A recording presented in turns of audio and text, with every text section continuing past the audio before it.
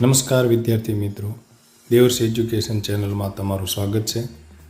આજના વિડીયોમાં આપણે ધોરણ 6 વિજ્ઞાન કુતૂહલ જે નવી બુક આવી છે તેના સ્વઅધ્યયન પોથીના પ્રકરણ 3 ઉચિત આહાર સ્વસ્થ શરીરનો માર્ગના પ્રશ્નોની સરળતાથી સમજૂતી મેળવશું.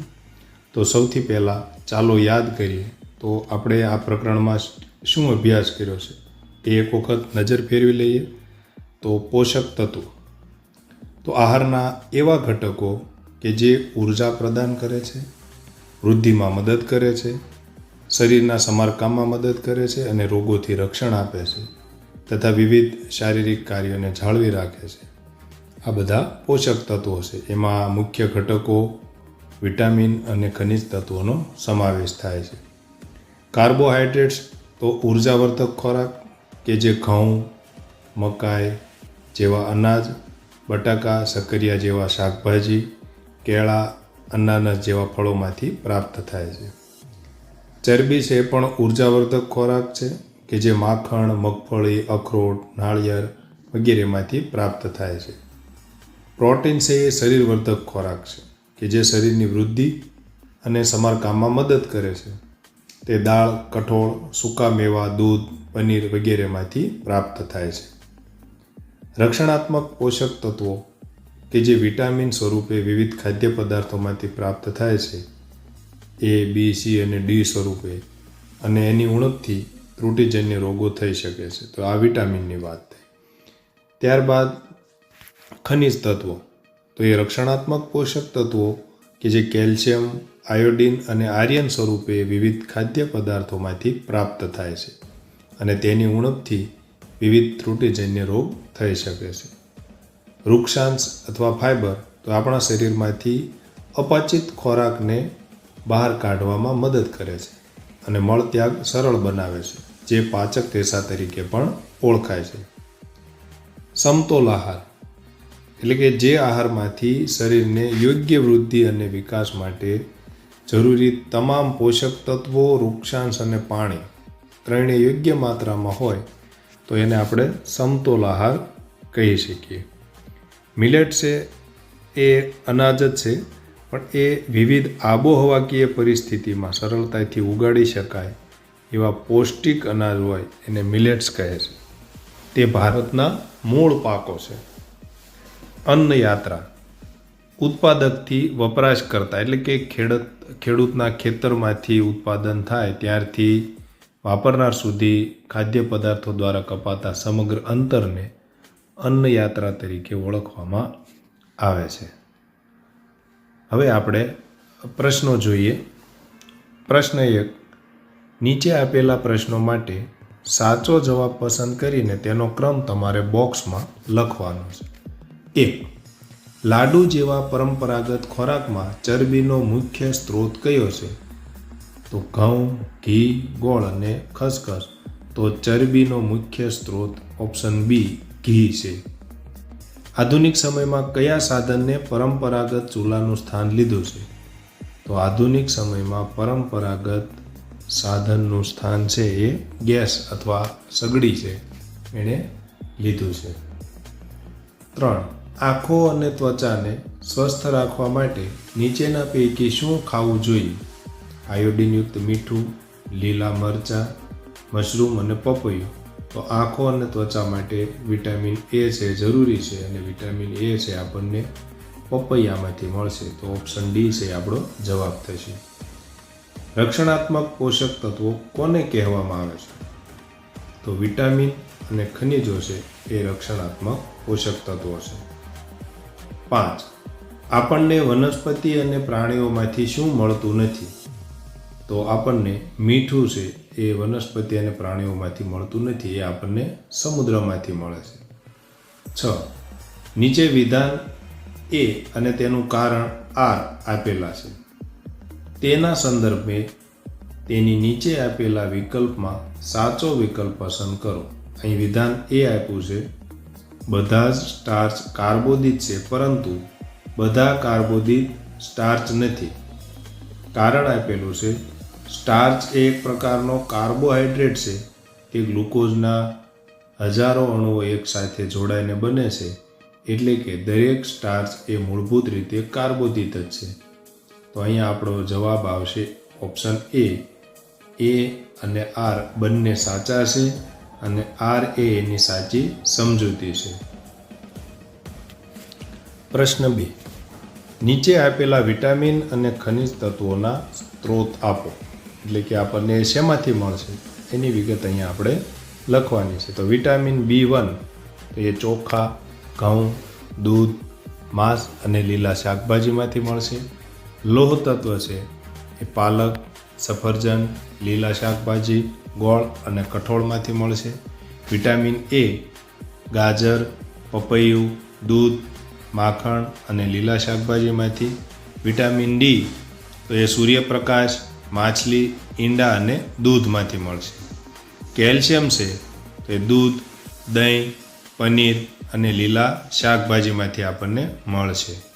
પ્રશ્ન 3 આપેલો છે, જોડકા જોડો. તો અહીંયા વિભાગ એમાં સંતુલિત આહાર, પ્રોટીન, વિટામિન C, વૃક્ષાંશ અને ફાઇબર, ચરબી માટે પરીક્ષણ, અને એની સામે વિભાગ બીમાંથી આપણે એને યોગ્ય જોડી સાથે જોડવાનું છે. તો સંતુલિત આહાર માટે સામેનામાંથી જવાબ આવશે ડી, યોગ્ય માત્રામાં બધા પોષક તત્વો. પ્રોટીન છે તો એમાં ઓપ્શન સી આવશે, શરીરવર્ધક ખોરાક. વિટામિન C છે તો એમાં એ આવશે કે એની ઉણપથી સ્કર્વીનું કારણ બને છે. વૃક્ષાંશ અને ફાઇબર છે એ ઓપ્શન બી, કબજિયાત અટકાવે છે. અને ચરબી માટેનું પરીક્ષણ એમાં ઈ આવશે, કાગળ પર તેલયુક્ત ડાઘા જોવા મળે છે. પ્રશ્ન 4. નીચે આપેલા ખાદ્ય પદાર્થોને કાર્બોદિત, પ્રોટીન અને ચરબીના સ્ત્રોત તરીકે વર્ગીકૃત કરો. તો અહીંયા બાજરી, રાજમા, વટાણા, બટાટા, તલ, માખણ, ઈંડા, મગફળી, પનીર, શક્કરિયા, મગ, કોપરું, ચણા અને મકાઈ. આમાંથી આપણને કયો સ્ત્રોત કાર્બોદિત, પ્રોટીન અને ચરબીનો છે એ આપણે અહીંયા લખવાનું છે. તો કાર્બોદિતની અંદર બાજરી, બટાટા, શક્કરિયા અને મકાઈ આવશે. પ્રોટીનની અંદર કઠોળ અને ઈંડા એટલે કે રાજમા, વટાણા, ઈંડા, પનીર, મગ અને ચણા આવશે.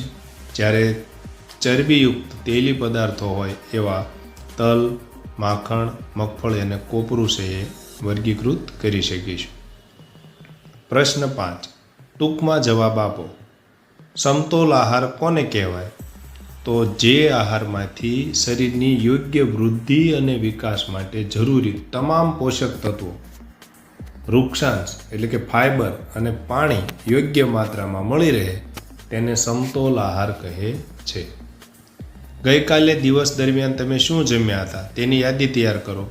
તો અહીંયા તમે ગઈકાલે જે જમ્યા હો તે અહીંયા લખવાનું છે. આ નમૂનારૂપ જવાબ છે. આ યાદી તમારા પોતાના ગઈકાલના ખોરાક મુજબ લખવાની છે.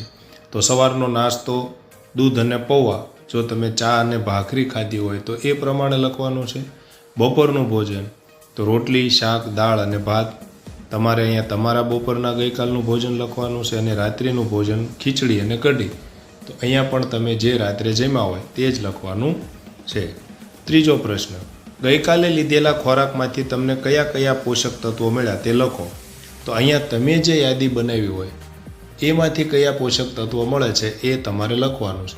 અહીંયા નમૂનારૂપ જવાબ આપેલો છે એના આધારે આપણે લઈએ તો પૌવા અને રોટલીમાંથી કાર્બોદિત મળ્યા હોય, દાળ, કઢી અને દૂધમાંથી પ્રોટીન મળ્યા, શાક અને દૂધમાંથી વિટામિનો અને ખનિજ તત્વો મળ્યા, અનાજ તથા શાકભાજીમાંથી વૃક્ષાંશ એટલે કે ફાઇબર મળ્યા.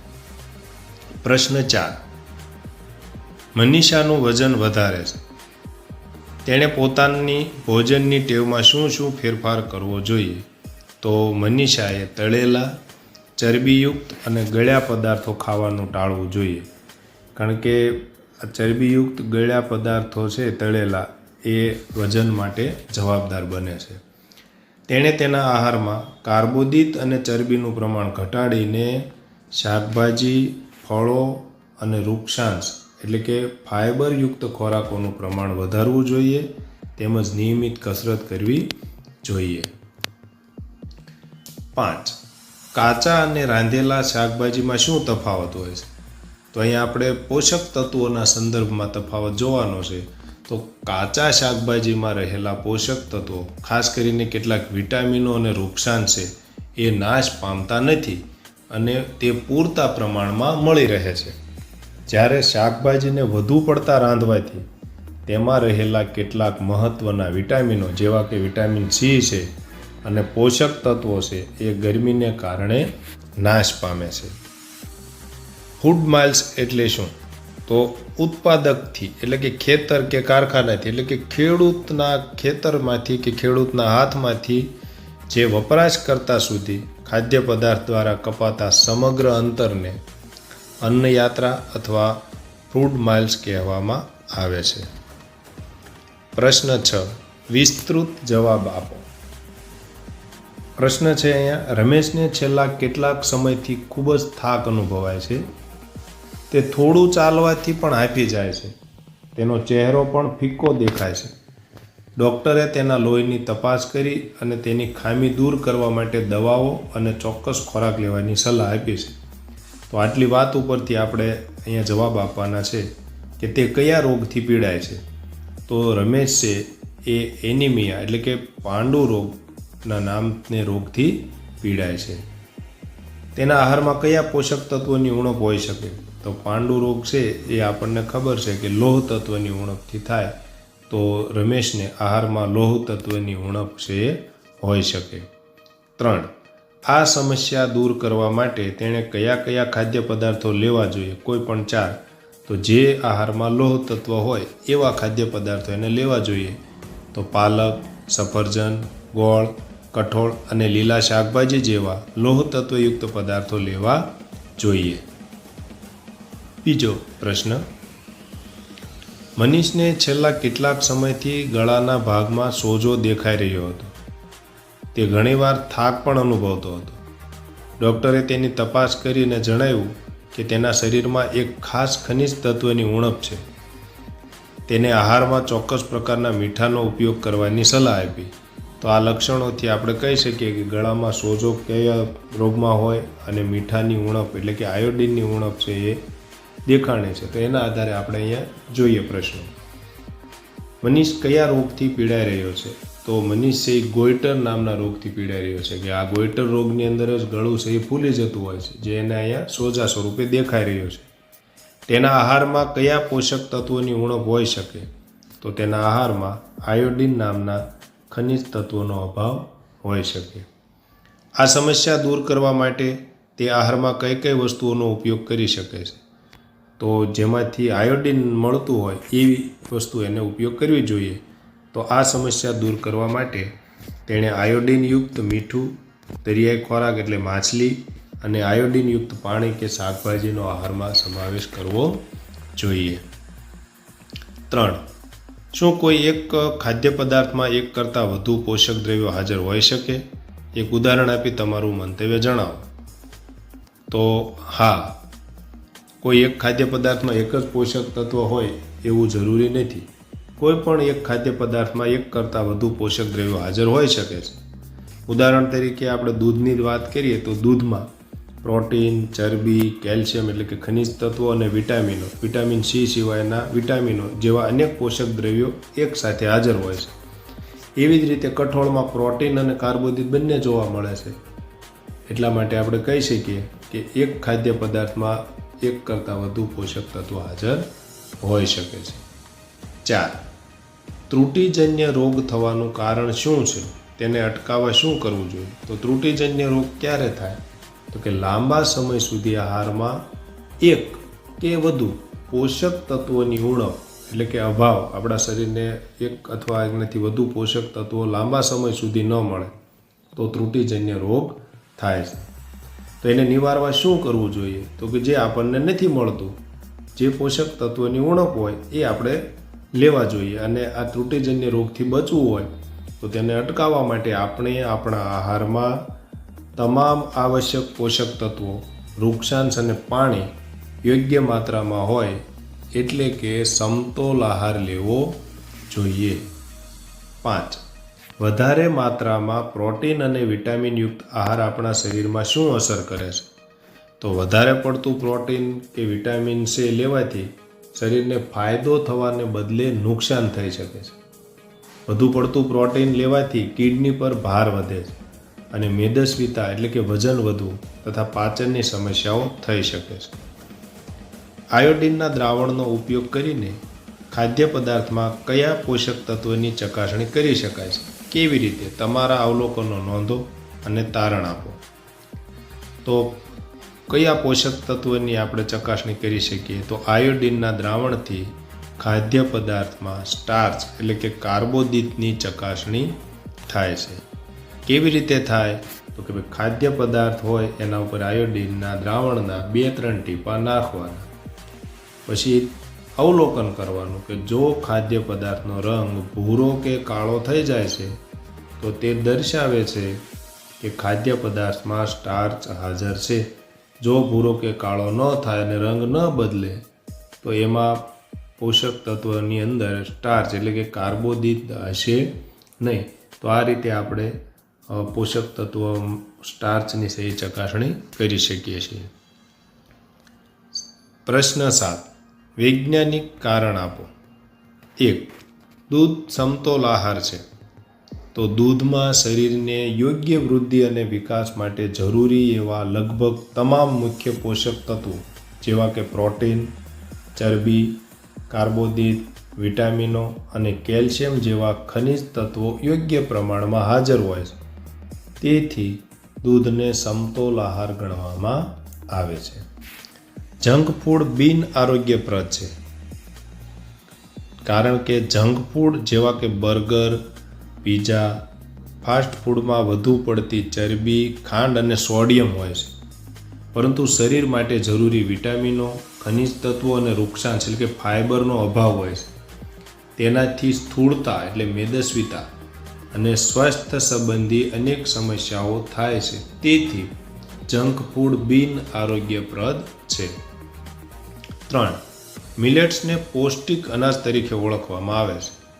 મિલેટ્સ એટલે કે બાજરી, જુવાર, રાગી જેવા જે અનાજ છે એમાં વિપુલ પ્રમાણમાં વિટામિનો, ખનિજ તત્વો, પ્રોટીન અને વૃક્ષાંશ રહેલા હોય છે તથા તે વિવિધ આબોહવાકીય પરિસ્થિતિમાં સરળતાથી ઉગી શકે છે. તેથી તેને પૌષ્ટિક અનાજ તરીકે ઓળખવામાં આવે છે. પ્રશ્ન 8. ખાદ્ય પદાર્થમાં ચરબીની ચકાસણી માટેની પ્રવૃત્તિ વર્ણો. તો ખાદ્ય પદાર્થમાં ચરબી છે કે કેમ એ આપણે ચકાસવું હોય તો શું કરશું? તો સૌથી પહેલાં આપણો હેતુ છે કે આપેલા ખાદ્ય પદાર્થમાં ચરબીની હાજરી ચકાસવી. તો એના માટે સાધન સામગ્રી શું જોઈશે? તો ચકાસણી કરવાનો ખાદ્ય પદાર્થ આપણે જે કોઈ 2, 3, 4 ખાદ્ય પદાર્થમાં ચકાસણી કરવી છે, દાખલા તરીકે મગફળી છે, માખણનો ટુકડો છે કે અન્ય કોઈ ખાદ્ય સામગ્રીના નમૂના લેશું, એક કાગળના ટુકડા લેશું. પદ્ધતિ શું કરશું? તો એક ખાદ્ય પદાર્થ માટે થોડી માત્રામાં ખાદ્ય પદાર્થ લેવાનો, તેને કાગળના ટુકડામાં વીંટાળીને બરાબર પીસી લો. ધ્યાન રાખો કે કાગળ ફાટે ને એ રીતે એને આપણે થોડોક દબાવી દઈશું. હવે કાગળને ખોલીને સીધો કરો અને થોડી વાર માટે પ્રકાશ સામે ધરો. દરેક પદાર્થ માટે આ પદ્ધતિ વાપરશું. પછી એનું અવલોકન કરશું. કાગળ ઉપર તેલયુક્ત ડાઘા જોવા મળે છે અને તેમાંથી પ્રકાશ ઝાંખો દેખાય છે કે નહીં, એટલે કે તેલના ડાઘા પડે છે અને પ્રકાશ ઝાંખો દેખાય છે કે નહીં. તારણ કાઢશું આપણે કે જો કાગળ પર તેલયુક્ત ડાઘા જોવા મળે છે અને તેમાંથી પ્રકાશ ઝાંખો દેખાય છે તો તે દર્શાવે છે કે ખાદ્ય પદાર્થમાં ચરબી હાજર છે. જો તેલના ડાઘા કાગળ ઉપર ન પડે અને પ્રકાશ ઝાંખો ન થાય, કાગળ ઝાંખો ન પડે તો એમાં ચરબી છે નહીં. તો આ રીતે આપણે ચરબીની ચકાસણીની પ્રવૃત્તિ કરી શકીએ છીએ. પ્રશ્ન 9. ખાદ્ય પદાર્થ માટે પ્રોટીનનું પરીક્ષણ દર્શાવતો પ્રયોગ વર્ણવો. તો આગળ જે રીતે આપણે ચરબીનું જોઈએ જ રીતે પ્રોટીન માટે હેતુ એનો શું છે? તો કે આપેલ ખાદ્ય પદાર્થમાં પ્રોટીનની હાજરી ચકાસવી. કયા કયા સાધન સામગ્રી જોઈશે? તો આપણે એમાં કસનળી, ડ્રોપર, કોપર સલ્ફેટનું દ્રાવણ અને કોસ્ટિક સોડાનું દ્રાવણ અને પરીક્ષણ કરવાના ખાદ્ય પદાર્થો. આ ખાદ્ય પદાર્થો ખાસ પાવડર કે પેસ્ટ સ્વરૂપે આપણે લેવાના છે. પદ્ધતિ: દરેક ખાદ્ય પદાર્થની થોડી માત્રા લો. જો તે ઘન હોય તો તેને પીસી કે ક્રશ કરીને તેની પેસ્ટ બનાવો. પેસ્ટ એટલે એને સૂંધી અને થોડીક આપણે બનાવી નાખવાની છે પેસ્ટ સ્વરૂપે. તેમાંથી થોડો ભાગ કસનળીમાં નાખો અને તેમાં 10 મિલી પાણી ઉમેરી બરાબર હલાવો. હવે પેસ્ટ તૈયાર થઈ ગઈ અને આપણે કસનળી જે લીધી છે એ કસનળીની અંદર નાખવાની છે. 10 મિલીલીટર પાણી ઉમેરો, પછી એને હલાવો. હવે ડ્રોપરની મદદથી કસનળીમાં કોપર સલ્ફેટના દ્રાવણના 2 ટીપા નાખો. ત્યારબાદ કસનળીમાં કોસ્ટિક સોડાના 10 ટીપા ઉમેરીને બરાબર હલાવો અને થોડી વાર સ્થિર રાખો અને પછી એનું અવલોકન કરો. તો અવલોકનમાં આપણે શું કરવાનું છે? કસનળીમાં રહેલું પ્રવાહી જાંબલી રંગનું થઈ જાય છે કે નહીં, દરેક ખાદ્ય પદાર્થ માટે આપણે અવલોકન કરીશું. પછી તારણ કાઢશું કે જો કસનળીમાં રહેલું પ્રવાહી જાંબલી રંગનું થઈ જાય છે તો એ દર્શાવે છે કે ખાદ્ય પદાર્થમાં પ્રોટીન હાજર છે, અને જો પ્રવાહી જાંબલી રંગનું નથી થતું તો એ ખાદ્ય પદાર્થમાં પ્રોટીન હાજર નથી. તો આ રીતે આપણે ખાદ્ય સ્વરૂપોની અંદર પ્રોટીનનું પરીક્ષણ છે એ ખાસ યાદ રાખવાનું છે. કોપર સલ્ફેટ અને કોસ્ટિક સોડાની મદદથી કરવાનું છે. પ્રશ્ન 10. તમારા નજીકના આરોગ્ય કેન્દ્ર અથવા ડૉક્ટરની મુલાકાત કરો અને વડીલો સાથે ચર્ચા કરી આહારની શરીર તેમજ સ્વાસ્થ્ય પર થતી અસરો વિશે નોંધ તૈયાર કરો. જરૂર જણાય તો ઇન્ટરનેટની મદદ પણ તમે લઈ શકો છો. તો આપણે ડૉક્ટરની મુલાકાત અને આહાર સંબંધી જે અસરો છે સ્વાસ્થ્ય ઉપર એ જોઈએ પહેલાં. તો આપણો ખોરાક છે એ સીધી જ આપણા સ્વાસ્થ્ય અને શારીરિક વૃદ્ધિ ઉપર અસર કરે છે. જો આહારમાં પ્રોટીન, વિટામિનો અને ખનિજ તત્વો પૂરતા પ્રમાણમાં ન હોય તો ત્રુટિજન્ય રોગો થઈ શકે છે, એટલે કે ત્રુટિજન્ય રોગનો આપણે ભોગ બની શકીએ. વધુ પડતું ફાસ્ટ ફૂડ કે જંક ફૂડ ખાવાથી સ્થૂળતા એટલે મેદસ્વીતા, આપણે કે જાડિયાપણું જે કહીએ એ, અથવા ડાયાબિટીસ, હૃદયરોગ જેવી ગંભીર સમસ્યાઓનું જોખમ વધી જાય છે. અને સમતુલિત આહાર લેવી તો રોગ પ્રતિકારક શક્તિ મજબૂત બને અને શરીર છે એ ઉર્જાવાન અને નિરોગી રહે. તો અહીંયા આપણે જોઈ શકીએ છીએ કે ભાઈ આહાર છે એ આપણા શરીર અને સ્વાસ્થ્ય ઉપર સીધી જ અસર કરે છે. હવે તમે નીચે મુજબના પ્રશ્નો પણ પૂછી શકો છો. તો એક એક પ્રશ્ન આપણે જોઈએ. તમે ક્યારેય પણ કોઈ ડૉક્ટર અથવા આરોગ્ય કેન્દ્રમાં જાઓ ત્યારે પણ આ એમની સાથે ચર્ચા કરીને વધારે માહિતી મેળવી શકો છો. અત્યારે આપણે જોઈએ જવાબો. મારી ઉંમર 12 વર્ષ છે. મારા શરીરની જરૂરિયાત મુજબ મારે દરરોજના ખોરાકમાં કાર્બોહાઈડ્રેટ, પ્રોટીન અને ચરબીનું પ્રમાણ કેટલું રાખવું જોઈએ? તો 12 વર્ષની વયના બાળકોના આહારમાં ઉર્જા માટે મુખ્યત્વે કાર્બોહાઈડ્રેટ એટલે કે અનાજ, કઠોળ અને શાકભાજી, શરીરની વૃદ્ધિ અને વિકાસ માટે પૂરતા પ્રમાણમાં પ્રોટીન એટલે કે દૂધ, કઠોળ અને પનીર, તેમજ મધ્યમ પ્રમાણમાં ચરબી એટલે કે ઘી અને તેલ હોવું જરૂરી છે, જેથી શરીરને સમતોલ આહાર મળી રહે. 2. રોગ પ્રતિકારક શક્તિ વધારવા માટે મારે કેવો ખોરાક લેવો જોઈએ? તો રોગ પ્રતિકારક શક્તિ વધારવા માટે આહારમાં વિટામિનો, એમાં ખાસ કરીને વિટામિન સી અને એ છે એ અને ખનિજ તત્વોથી ભરપૂર એવા તાજા ફળો અને લીલા પાંદડાવાળા શાકભાજી છે, આમળા, લીંબુ અને કઠોળ નિયમિત સમાવેશ કરવો જોઈએ. 3. જંક ફૂડ લાંબા ગાળે શરીર પર કેવી અસરો કરે છે? તો જંક ફૂડથી લાંબા ગાળે શરીરમાં સ્થૂળતા એટલે કે મેદસ્વીતા વધે છે, પાચન ક્રિયા બગડે છે અને ડાયાબિટીસ, હૃદયરોગ અને પોષક તત્વોની ઉણપથી જેવી ગંભીર સ્વાસ્થ્ય સમસ્યાઓ સર્જાય છે. 4. દિવસ દરમિયાન કેટલું પાણી અનિવાર્ય છે? પાણી પીવાની સાચી રીત અને સમય કયો છે? તો દિવસ દરમિયાન કેટલું પાણી પીવું અનિવાર્ય એટલે કે જરૂરી છે? તો સામાન્ય રીતે સ્વસ્થ વ્યક્તિએ દિવસ દરમિયાન 8 થી 10 ગ્લાસ એટલે કે લગભગ 2 થી 3 લીટર પાણી પીવું જોઈએ. જમ્યાના 30 મિનિટ પહેલાં કે 1 કલાક પછી પાણી પીવું તે પાચન માટે શ્રેષ્ઠ ગણાય છે. એટલે કે જમ્યા પછી તરત પાણી પીવાને બદલે 1 કલાક બાદ આપણે પાણી પીવું જોઈએ, અને જમતા પહેલાં પણ 30 મિનિટ પહેલાં જ પાણી પીવું જોઈએ. પાણી પીને તરત જમવા બેસીએ તો એ સાચી રીત નથી. 5. સામાન્ય રીતે ડાયાબિટીસથી પીડિત વ્યક્તિએ કેવી પરેજી પાળવી જોઈએ? તો ડાયાબિટીસ છે એ વ્યક્તિઓએ ગળ્યા પદાર્થો, ખાંડ, સફેદ બ્રેડ, બટાટા અને તળેલા કે ચરબીયુક્ત ખોરાકથી દૂર રહેવું જોઈએ તથા ફાઇબરયુક્ત આહાર અને ઓછા એટલે ઓછી શર્કરાવાળા ખોરાકનું સેવન કરવું જોઈએ. 6. રાત્રિના ભોજન અને ઊંઘ વચ્ચે કેટલો સમય હોવો જોઈએ? મોડા જમવાથી પાચન અને વજન પર શું અસર થાય છે? તો આપણે રાત્રે ભોજન અને સૂવાના સમય વચ્ચે ઓછામાં ઓછો 2 થી 3 કલાકનો સમય હોવો જોઈએ. મોડા જમવાથી પાચન ક્રિયા નબળી પડે છે, એસિડિટી થાય અને શરીરમાં ચરબી જમા થવાથી વજન વધવાની સમસ્યા સર્જાય છે. 7. મીઠાનું વધુ પડતું સેવન સ્વાસ્થ્યને કેવી રીતે નુકસાન કરે છે? મારી વયના વ્યક્તિએ દિવસમાં વધુમાં વધુ કેટલા ગ્રામ મીઠું લેવું સલાહભર્યું છે? તો મીઠાનું વધુ પડતું સેવન કરવાથી બ્લડ પ્રેશર એટલે કે હાઈ બીપી અને હૃદય સંબંધી રોગનું જોખમ વધે છે. 12 વર્ષની વયના વ્યક્તિએ દિવસભરમાં સામાન્ય રીતે 4 થી 5 ગ્રામથી વધુ મીઠાનું સેવન ન કરવું સલાહભર્યું છે.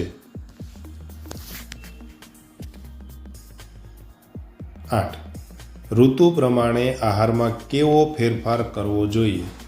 તો શિયાળો અને ઉનાળો બંને ઋતુમાં આપણો આહાર કેવો હોવો જોઈએ? તો ઉનાળામાં શરીરને ઠંડક અને પાણી મળી રહે, ગરમી હોય એટલા માટે, તે માટે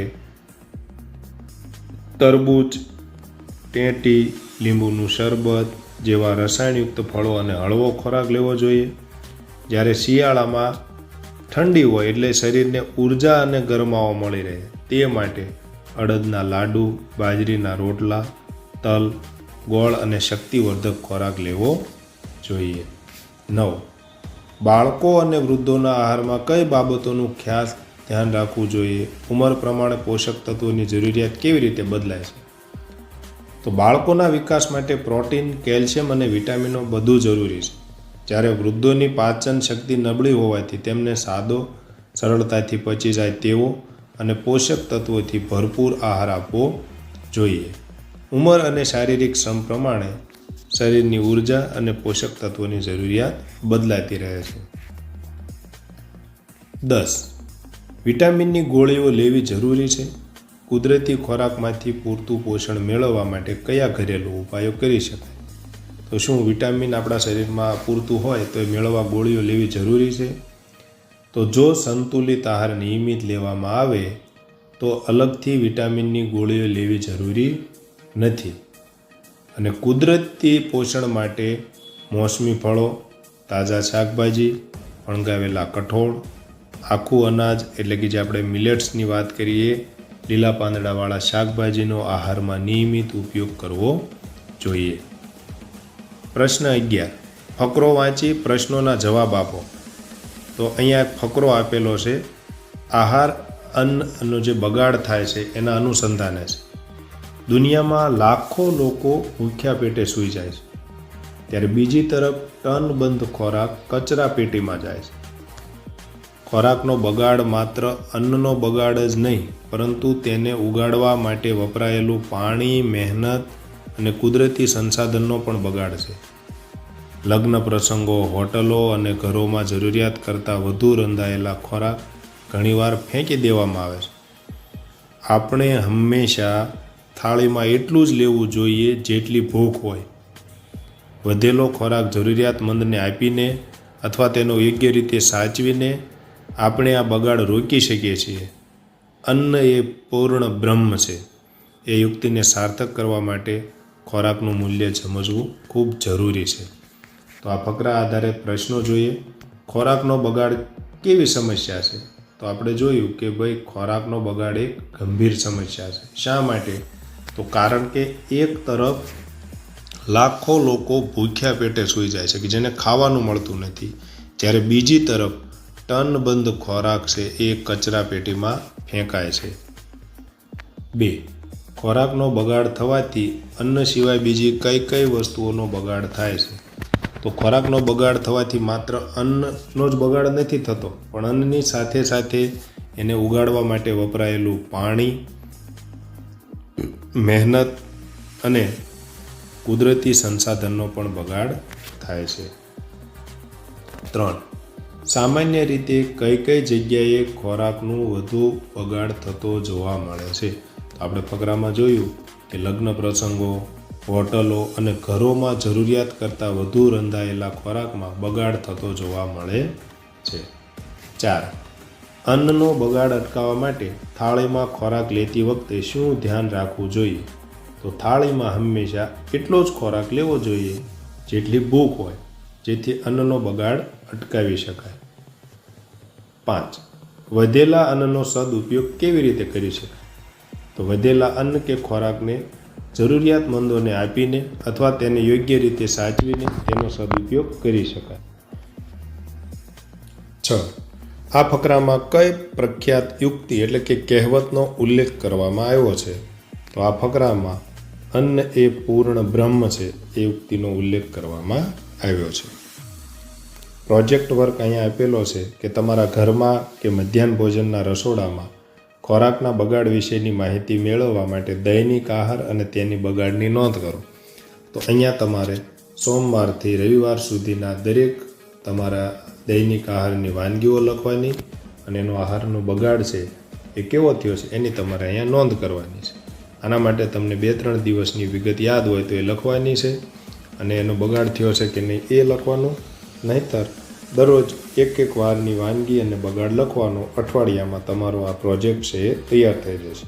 અહીંયા નમૂના રૂપ નોંધ મેં આપેલી છે, તમે જોઈ શકો છો કે ભાઈ તમારે સોમવારે શું આહાર બન્યો? તો રોટલી, શાક, દાળ ભાત આહાર થયો. બગાડ થયો તો બગાડ થયો નથી, કારણ કે યોગ્ય પ્રમાણમાં બધું લીધું હતું તમે. ત્યાર પછી મંગળવારે ખીચડી કઢીને રોટલી બનાવી તો થોડીક દાળ અને ભાત વધ્યા હતા, તો મને જે ભૂખ હશે એના કરતાં તમે વધારે લઈ લીધું. તો આ રીતે તમારે એક અઠવાડિયાનું મધ્યાહન ભોજન અને તમારા ઘરમાં જે કાંઈ વાનગી બને તે વાનગીનું નામ અને એના બગાડની નોંધ અહીંયા લખવાની છે. આભાર. હવે મળીશું